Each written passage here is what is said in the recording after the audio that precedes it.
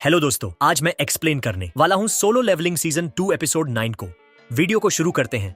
तो previous video की आखिर में हम लोगों ने देखा था कि फाइनली जिनवू ने बैरन को हरा दिया है। तो अब आगे अगले एपिसोड की शुरुआत में हम लोग देखते हैं कि फाइनली जिनवू को डीम मोना का प्यूरिफाई ब्लड मिलता है, जिससे वो अपने सेट को कंप्लीट कर पाता है। एंड अब फाइनली वो एलेजर ऑफ लाइफ को ऑन ऑब्टेन करता है। लेकिन अभी भी बंदा कंफ्यूज होता है, क्या वो इससे अपनी मॉम को सही कर पाएगा या नहीं। लेकिन फिर उसे पीछे से आवाज आती है और वो पीछे मुड़ के देखता है, जहां पर जो अपना आयरन था ना, वो उसके लिए काजल की बॉडी लाया हुआ था। और फिर जिनवू उस ड्रैगन के पास जाता है और बोलता है अराइट, जिससे उस ड्रैगन की शैडो एक्सट्रैक्ट होती है। और उस ड्रैगन को देखकर न जो एजाइल थी वह काफी चौंक जाती है। और अब जिनवू उसका नाम रखता है काइजर। और यह नाम सुन के जो वव ड्रैगन होता है वह काफी खुश होता है और दहाड़ता है। और दूसरी तरफ एजाइल काफी खुश होती है इस शैडो को देखकर, और जिन को बोलती है चलो मेरे घर चलते हैं और वहां पर पार्टी ही पार्टी होगी। लेकिन अभी ना बंदा अपने ख्यालों में खोया हुआ होता है। बस तभी उसे अपना रिवॉर्ड याद आता है, और जैसे ही वह अपने कुछ रिवॉर्ड को क्लेम करता है, उसे एक रून स्टोन मिलता है। और ये जो स्किल होती है ना, वो सैरो एक्सचेंज की स्किल होती है, क्योंकि ये उसे नोटिफिकेशन में दिखाया गया था। और इस स्किल का यूज करके जिनवू अपने शरो सोल्जर की पोजीशन में स्विच हो जाएगा। एंड देन जाने से पहले वो एजाइल से माफी मांगता है, क्योंकि वो उसके साथ उसके घर नहीं आ पाएगा।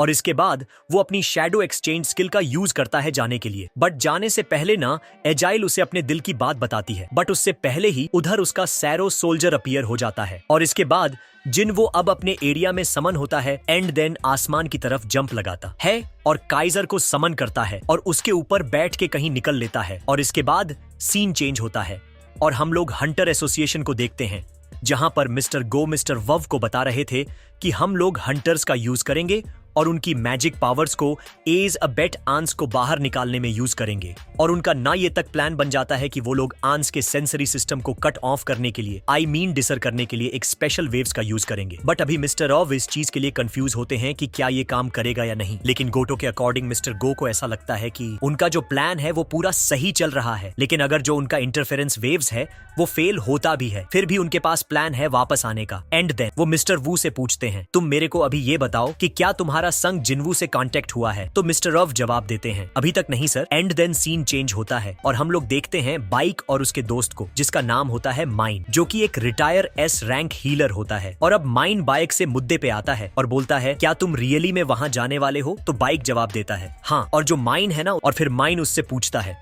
क्या तुमने देखा था कि जो एन शोक था वो कैसे मरा था? एंड देन बाइक जवाब देता है, हाँ, इसलिए तो मैं वहां जा रहा हूं।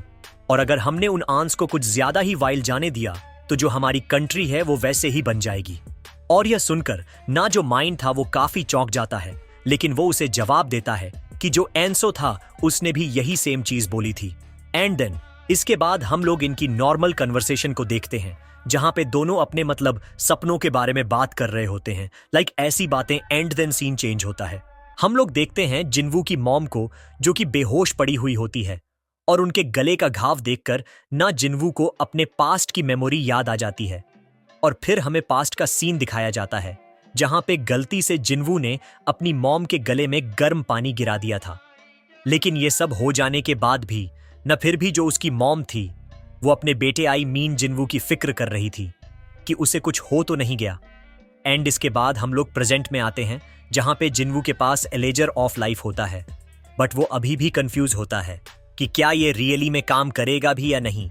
बट उससे पहले उसे अपने सारे पास के ग्लिम्स याद आते हैं, उसे उसकी अचीवमेंट याद आती है। एंड देन अब हम लोग प्रेजेंट में आते हैं, जहां पे जिनवू फाइनली तैयार हो जाता है अपनी मॉम को एलेजर ऑफ लाइफ पिलाने के लिए। और अब फाइनली वो पॉइंट आता है जब जिन वो अपनी मॉम को एलेजर ऑफ लाइफ कंज्यूम कराता है। और ये कंज्यूम करने के बाद ना जो उसकी मॉम के सारी झुर्रियां, जो सारे घाव होते हैं वो ठीक हो जाते। बट अभी तक उसकी मॉम की आंखें नहीं खुलती और जिनवू अपने मन में ये सोच रहा होता है, प्लीज मॉम उठ जाओ, मैंने इतनी फाइट और मैं इतना ग्रो केवल आपके लिए ही हुआ हूं, तो प्लीज उठ जाओ। एंड देन सीन शिफ्ट होता है और हम लोग देखते हैं जीना, जिसका पढ़ाई में बिल्कुल भी मन नहीं लगता है। एंड देन वो चांद की तरफ देखती है ना, तो उसे ऐसा महसूस होता है कि जो विंड है वह वार्म हो चुकी है। इसके बाद हम लोग देखते हैं खिड़की से आने वाली रोशनी को, और जैसी वो रोशनी उसकी मॉम पर पड़ती है तभी सीन जिनवू पर शिफ्ट होता है और जिनवू अभी काफी दुखी होता है। लेकिन तभी वो अपने सामने देखता है और जो उसकी मॉम होती है ना, उनकी आंखें खुल चुकी है और फिर उसकी मॉम उससे पूछती है मैं कब से सो रखी थी? तो जिनवू जवाब देता है आप 4 साल तक सो रखी थी। और फिर जिनवू की मॉम उससे बोलती है जिना कैसी है? तो वो जवाब देता है वो भी अच्छी है। एंड देन ये सुनकर ना उसकी मम खुश होती है और उसे शुक्रिया बोलती है क्योंकि उसने अपने वादे को निभाया है। और आज हम लोग फर्स्ट टाइम ना जिनवू को इतना इमोशनल देखते हैं। भाई बंदा रो रहा होता है। एंड देन हम लोग फिर सुबह का सीन देखते हैं और जैसे हीजिना अपनी मॉम को जगे हुए देखती है ना, तो वो भी काफी इमोशनल हो जाती है। एंड देन हम लोग यहाँ पे एक फैमिली रियूनियन देखते हैं और फिर सीन चेंज होता है और हम लोग देखते हैं मिस्टर गो को, जो कि इंटरव्यू में बता रहे होते कि अब उन्होंने डिसाइड किया है 4th जेजो आइल रेड मिशन को, जल्दी जेजो आइल रेड मिशन स्टार्ट होने वाला है। और उससे पहले सीन शिफ्ट होता है और हम लोग देखते हैं जिन्ना को, जो कि काफी नर्वस होती है बिकॉज जो उनका घर होता है ना वो काफी बिखरा हुआ होता है। एंड देन जिनवू अपनी बहन के गाल पे हाथ रखता है और बोलता है अबे ये क्या चल रहा है? लेकिन तभी जिनवू की मम उसे रोकती है और बोलती है चलो हम लोग साथ में सफाई करते हैं। एंड देन फिर वो लोग सभी साथ में सफाई कर रहे होते हैं और सफाई करते वक्त न जिनवू की मॉम उसके डैड की फोटो देखती है और बोलती है क्या तुम्हारे फादर के साथ का भी कांटेक्ट हुआ है? लेकिन जिनवू ना कुछ बोलता नहीं है, जिससे उसकी मम समझ जाती है क्या बात है। एंड देन वो उसे बोलते हैं बाय द वे मैंने न्यूज देखी कि तुम एक एसर हंटर बन चुके हो और जो तुम्हारे फादर थे ना वो भी एसिंक हंटर बनने से पहले एक फायर फाइटर थे, जो कि काफी कूल थे जब वो लोग की जान बचाते थे। और फिर जिनवू की बहन भी अपनी मॉम के पास आती है और बोलती है मैं भी डॉक्टर बनने की कोशिश कर रही हूँ जिससे मैं लोगों की जान बचा सकूं। लेकिन तभी अजिन को आ जाता है किसी का कॉल और इसके बाद हम लोग देखते हैं मिस्टर गो को, जो कि मिस्टर वू से बात कर रहे होते हैं। लेकिन इस जगह ना जो थॉमस नरे था उसका भी जिक्र होता है, जो कि अमेरिका का एक नेशनल लेवल हंटर है जिनसे उन्हें कोई भी उम्मीद नहीं है कि यह बंदा उनकी हेल्प करेगा। और अगर तुमने मानव पढ़ा है ना तो तुम्हें पता होगा कि ये क्यों आया है एंड, क्योंकि इसमें काफी सारे चैप्टर को कट ऑफ किया गया है, तो हमें थोड़ा सा इसके बारे में बताया गया है केवल। और इसके बाद हम लोग देखते हैं जिनवू को, जो कि मिस्टर गो के साथ बैठा हुआ होता है, जहां पर मिस्टर गो उसे जेजो वाले रेट के बारे में बताते हैं और अपने साथ मिलने को बोलते हैं। बट अभी भी ना जिनवू को अपने मॉम और अपने बहन की याद आती है।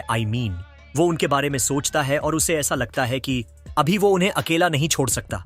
लेकिन जैसे ही वो कुछ बोले तभी उसे अचानक से एक अलग सा रा फील होता है और फिर मिस्टर गो बोलते हैं कि तुम इतनी दूर से ये सब सेंस कर सकते हो। जो सभी एसिंक हंटर्स है वो जिम्नेजियम्स कर रहे हैं। और फिर सीन चेंज होता है और हम लोग देखते हैं जिम्नेजियम्स, जहां पर जो बाइक होता है वो तेजी से नंग वुक की तरफ आगे बढ़ता है और उनसे फाइट करता है। लेकिन जो डंग वक होता है वो आराम से उसे पेल देता है। बट अभी ना जो बाइक होता है वो अभी ऑल आउट नहीं गए एंड इसके बाद, और जगह संग जिनवू, मिस्टर गो, इवन जो जापानीज हंटर्स हैं वो भी आ चुके हैं, इंक्लूडिंग गोटो रियोजी। और अब इनके बीच ना एक फ्रेंडली मैच होने वाला है जिसके अंदर केवल एस रैंक हंटर्स ही पार्टिसिपेट कर सकते हैं। बट बाइक उन्हें बताते हैं कि जो ये मैच है वो 1-on-1 नहीं होने वाला। इसके अंदर अगर तुमने अपने एनिमी की कलाई या उसकी बैक या उसे गिरा दिया तो तुम जीत जाओगी।